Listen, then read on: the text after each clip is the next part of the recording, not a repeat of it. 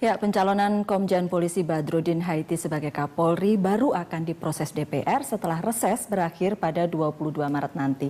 Dan berikut adalah pernyataan Ketua DPR Setia Novanto. Ya, penunjukan Badrodin Haiti tentu saya menghargai berita yang disampaikan oleh Presiden, yaitu mengenai pengangkatan Saudara Badrodin Haiti. Ya, tentu kita tetap menunggu surat ini, dan segera di dalam surat tentu secara undang-undang saya harus melaksanakan setelah reses tanggal 22. Tentu kita bisa sampaikan kepada pimpinan yang lain untuk segera dievaluasi dan ditindaklanjuti nanti di dalam Komisi 3. Ya, dan di The Headlines kali ini sudah hadir juga Dwi Ria Latifa, anggota Komisi 3 DPR RI dari fraksi PDI Perjuangan. Itu yang penting ya Mbak Ria ya, dari PDIP ya. Apa kabar Mbak Ria? Bagaimana hasil pertemuan kemarin? Sebelumnya begitu Presiden membuat pernyataan BG tidak jadi dilantik, ya PDI Perjuangan banyak sekali komentarnya yang kok nggak dilantik, kecewa. Terus kemudian ada yang bilang keputusan ini akan menyulitkan PDIP sebagai fraksi partai pemerintah di DPR. Itu Ahmad Basarah yang menyebutkan. Sesudah pertemuan, semuanya lancar? Gini, memang ketika awalnya pengumuman keputusan yang dibacakan oleh Presiden itu, kita kan baru selesai penutupan masa sidang di DPR. Termasuk saya sendiri juga baru selesai penutupan masa sidang paripurna, kemudian rapat pleno fraksi, dan kita sama sekali nggak membahas masalah itu. Tiba-tiba keluar selesai pleno, heboh keputusan ini, ya masing-masing bereaksi sesuai alam pikiran masing-masing.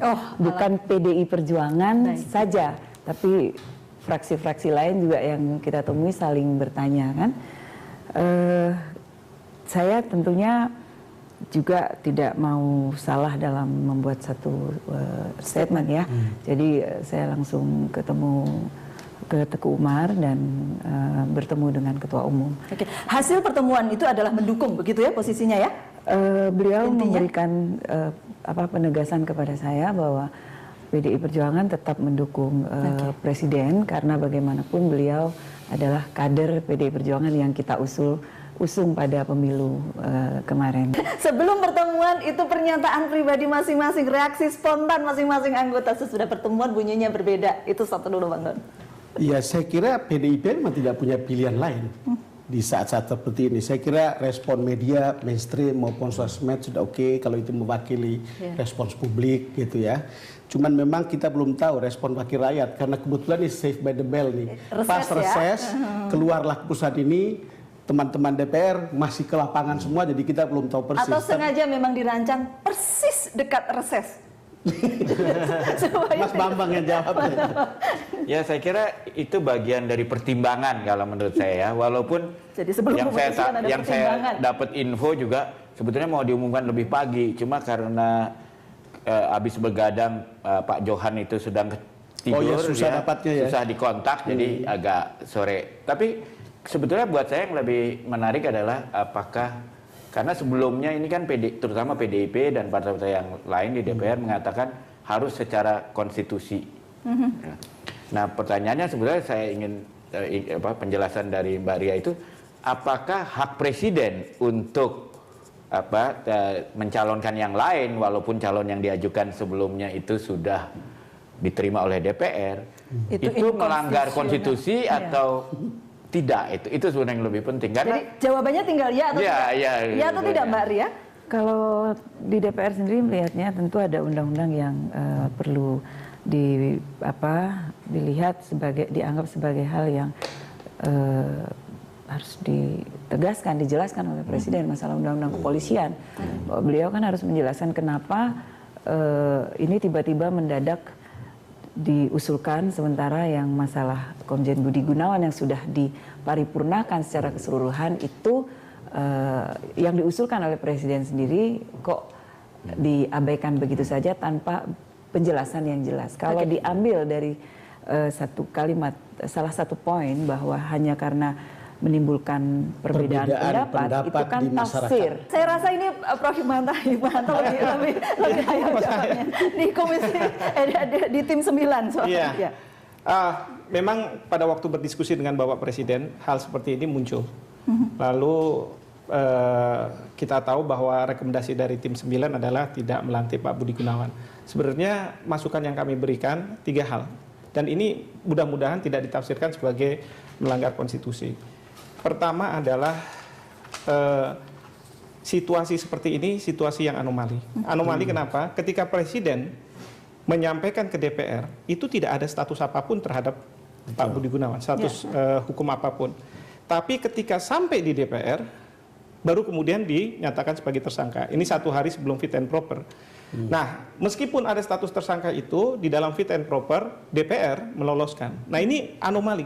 Saya yakin pembentuk undang-undang, apakah itu undang-undang kepolisian atau undang apapun, itu tidak mengkonstruksikan bahwa hal seperti ini terjadi. Karena yang mulai siapa, masa yang harus menyelesaikan DPR begitu? Ya, itu masalah politiknya ya. Itu yang pertama.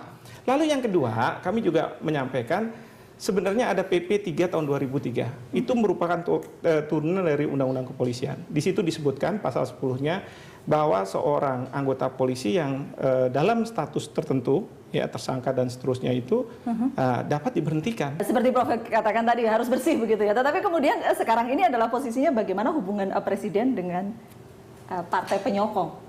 Ya itu kan kalau kita bilang, bagi saya paham kalau Mbak Ria agak ragu-ragu memberikan jawaban yang betul-betul pasti, karena ini kan cerita politik yang besok atau lusa masih berkembang sampai pada tanggal 22 ketika mereka masuk.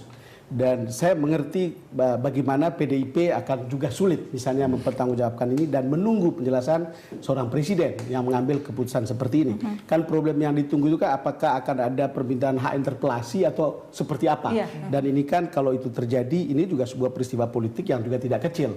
Kalau kita lihat ya, kalau lihat dari seluruh rangkaian ini babak pertama udah selesai dan kita tinggal tunggu babak kedua yang akan ada di DPR yang saya tidak yakin apakah akan mulus misalnya seorang Badrudin Haiti akan masuk ke situ karena sama-sama punya isu rekening gendut. Ataukah DPR juga akan kemudian seperti BG kemarin sudah tahu ada cerita tentang rekening gendut, ya loloskan saja. Itu juga kan cerita-cerita yang akan kita tunggu. Cuma kan beda waktu Pak Badrudin Haiti masuk. Ya ini kan cerita kalau kita bicara politik kan kita mau dapat sesuatu yang formal sebagai tersangka, ataukah cerita-cerita seperti ini bisa dipegang sebagai bahan untuk mempertimbangkan soal seseorang naik atau tidak. Ini kan cerita begini ya. Teman saya mengatakan begini, BG itu mungkin tidak buang angin, tetapi bau tentang rekening gendut itu gampang sekali diendus gitu, kira-kira gitu. Ceritanya kan kalau dia diangkat sebagai Kapolri adalah ya itu gitu. Bau rekening gendutnya tidak akan berhenti walaupun dia tidak buang angin. Kan gitu ceritanya. Kalau Pak Badrudin kemudian masuk ke, ya ini kan sudah pembahasan politis ya kalau di DPR ya. Ya saya lihat kalau masalah rekening gendut ini ya dengan boleh dikata dihajarnya KPK sekarang, dia saya kira perlu waktu untuk recovery, untuk mengambil kasus yang berat lagi gitu. Apalagi sekarang PLT, 3 komisinya tuh ketuanya PLT ya, bukan resmi. Apakah mereka akan mengambil kasus yang berat sekali? Cuma kalau melihat mendengar tadi penjelasan Mbak Ria tadi belum ada pembicaraan apa-apa begitu kan? Tapi kalau saya lihat dari pembicaraan Mbak Ria tadi bahwa Ketua Umum berbesar hati bahwa kepentingan bangsa dan negara ini menjadi itu penting. Sudah langkah besar. Kalau menurut saya ini sudah langkah besar dan mudah-mudahan ini tentu diikuti oleh teman-teman partai, ya kan? Justru sekarang bermasalah ketika di DPR nanti KIH mendukung, nanti KMP yang tidak mendukung. Saya mohon ini harus diakhir ini kan. Kalau menurut saya justru antara sekarang sampai tanggal 22 kan ada harga yang harus dibayar oleh Presiden pasti. Tinggal negonya aja. Kalau saya lihat sih kelihatannya semua partai apalagi PDIP sudah mendukung, pasti lain. Tinggal dukungan ini kan tidak gratis. Nah itu kira-kira apa harga yang harus dibayar. Akhirnya kembali ke pragmatisme ya. Ada harga yang harus dibayar. Menarik tuh saya dengar Mas BM ngomong. Tapi intinya begini, kenapa kita kemarin atau PDI Perjuangan kelihatannya sesudah paripurna agak sedikit dianggap mungkin ini kok ngotot amat sih PDI Perjuangan gitu karena ya. kesan itu yang muncul, karena kita dan itu harus kita jelaskan, kita menghindari seandainya kejadian seperti ke depan yang dibayangkan ini bukan persoalan sederhana. Ini mungkin karena masa reses jadi agak sedikit adem ya. Tapi kita lihat, nah PDI Presiden Perjuangan perlu memberikan penjelasan lagi nggak ke DPR? Ya harusnya begitu, karena kan lewat ini surat diusulkan kan, ini kan diusulkan yang baru calon Kapolri, ya kan, kemudian kan akan dibacakan di paripurna dulu, sesudah itu dibawa lagi ke Komisi 3. Apakah nanti di fit and proper test atau bagaimana? Itu kan satu proses politik baru yang harus dilakukan. Dan apakah satu akan hal fit and proper test atau tidak? Memang mungkin itu kan harus melalui satu kan harus lewat fit and proper test kan. Dan satu hal lagi saya bilang, tadi disampaikan kalau dibilang 17 rekening gendut ini termasuk juga Pak BH ini, lah terus apa nggak gonjang-ganjing lagi?